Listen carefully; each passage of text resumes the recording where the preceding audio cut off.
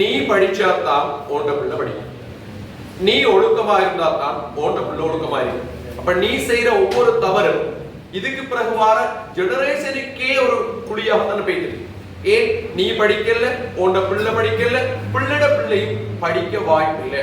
உனக்கு ஒழுக்கம் இல்லை, ஓண்ட பிள்ளைக்கு ஒழுக்கம் இல்லை, ஓண்ட பிள்ளைட பிள்ளைக்கும் ஒழுக்கம் இல்லை.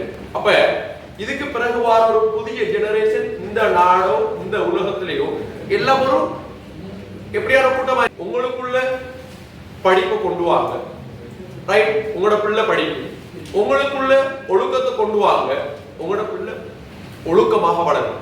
ஆகவே இந்த ரெண்டு மாற்றமும் செய்யாம எதிர்கால ஜெனரேஷன் பிள்ளைகள் உங்களுக்கு நல்ல ஒரு ஜெனரேஷனா எதிர்பார்க்கலாம்.